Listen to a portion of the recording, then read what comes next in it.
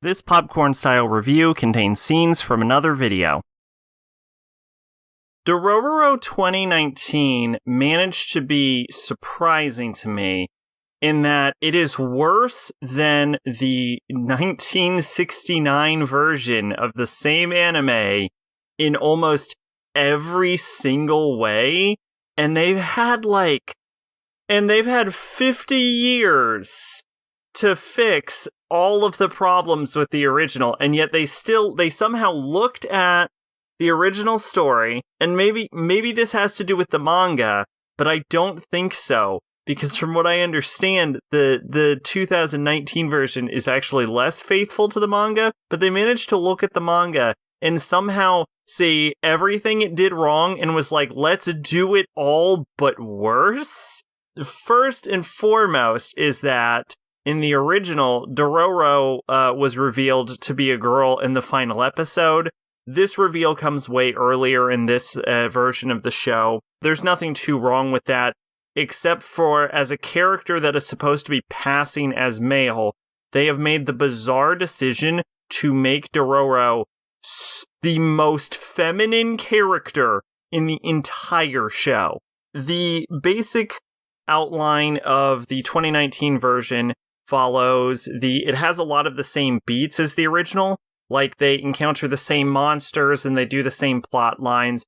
There's a few added in there. I think most notably was they do a sort of twist on the couple yokai, where there's like this man-eater and then there's like this good-natured man that like comes along, and then they have a little romance. And I think that was actually good. I would actually dare to say that was probably the best, if not the only really genuinely good part about this show, was the cute little romance between the couple.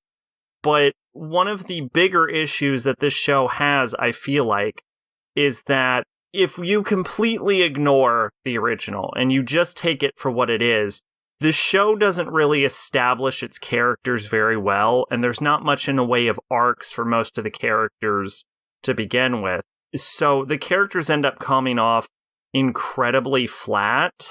Another thing this show does is it like genuinely like goes harder on like the gore and the violence and the misery, like dipping so far as to being like misery porn at times.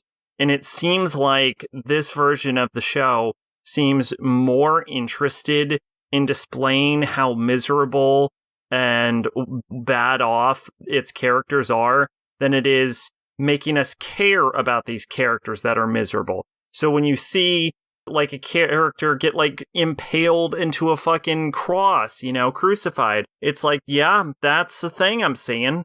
Like, you don't care because you don't have any emotional connection, and the show rarely tries to put in any time or effort. I feel like the main focus of this is probably more Hyakimaru than Dororo, which is okay, because I think the original may have focused a little too much on Dororo, but the issue is that they have also made the baffling decision to take away Hyakimaru's ability to speak, and so Dororo is forced to kind of bounce off of other characters while Hyakimaru kind of functions like a robot. And maybe they were trying to go with a sort of learning emotions plot line, but it ended up coming off pretty flat because, for the most part, Hyakimaru just functions like a robot.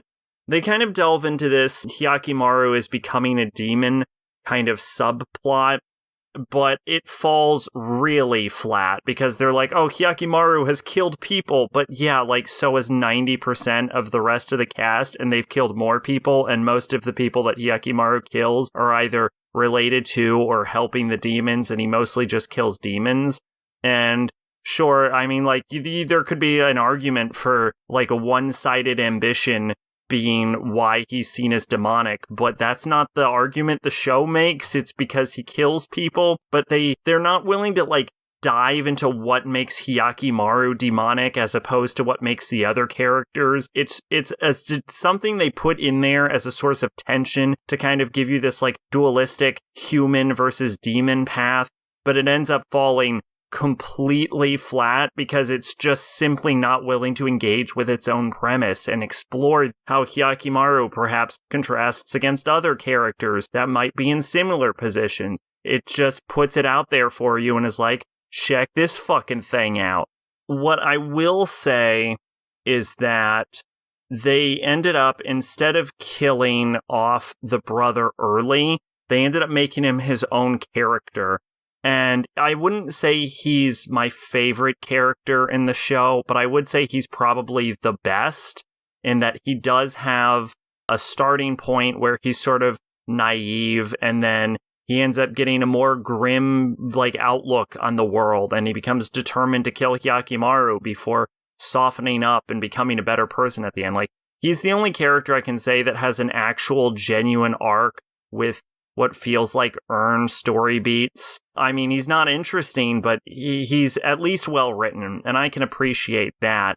Although, speaking of him, this does remind me that at the end of the show, Hyakimaru's mom and the guy that gave him his prosthetics and the brother, even though there's enough time to pull them out of the burning building, they just like shove him through a door, and then they just all universally are like, I guess we're gonna die for no reason. Oh my fucking god. Yeah, they just fucking burn to death. They don't even try to get out. They don't even try to. It would be so easy to get out. I don't understand why they all universally decided to just burn to death. The final battle was anticlimactic. He just, like, the ground opens up and he just stabs a crystal. I don't understand. Oh, they did do something cool with the horse yokai, though, where Hyakimaru goes fucking bug nuts and he rides it into battle. And I actually think that was a lot more interesting than when they tried to make you feel bad for him killing the horse yokai. He was going to have to kill no matter what anyway. But I think the biggest question I have is why they would have possibly decided to not give him the ability to speak. I know it was really stupid in the original that he couldn't speak, so he used like telepathy or some shit. But if they were already gonna like reduce the number of demons from 48 to 12, which was fucking the correct thing to do, if they were already gonna play around with that, it would have made more sense to just give him the ability to speak earlier so he could bounce off of people and, you know, be a fucking character. I don't understand the thought process behind that. I think they were trying to make him more compelling as he became more human, but really it just ended up fucking making the show more boring. And then at the end, because I'm just gonna spoil this fucker at this point, who cares? I don't fucking care. This is fucking garbage. At the end, in the original, Hyakimaru ends up leaving Dororo because he has to get, like, the remainder of his, like, 18 body parts or something. But in this, he just leaves because I don't know why. Like, he's supposed to go on a personal journey to find his humanity because he just started living or whatever. And it's like, what the fuck does that mean? If he's going on his personal journey to find his humanity now, then what the fuck was the point of the rest of this show? Like, are you telling me that are you telling me Hyakimaru wasn't finding his humanity throughout the course of this show? Why did I fucking watch this then? Because fucking Dororo doesn't end up anywhere. Dororo at the end of this uses the fucking bandit money to try and create a country without samurai, which makes no fucking sense. Because sure, samurai are causing the problems in the war, but like your solution to not having samurai is having a bunch of fucking money. But like, the money you have came from your parents' banditry anyway. So it's like, if you don't have any samurai to defend your country, which is kind of the purpose of a fucking samurai, what's to stop a bunch of enemy samurai? This is not a smart show. Twitch and Discord in the description. I've been Sacrobolic. You're Envoy of Hope. Bye bye.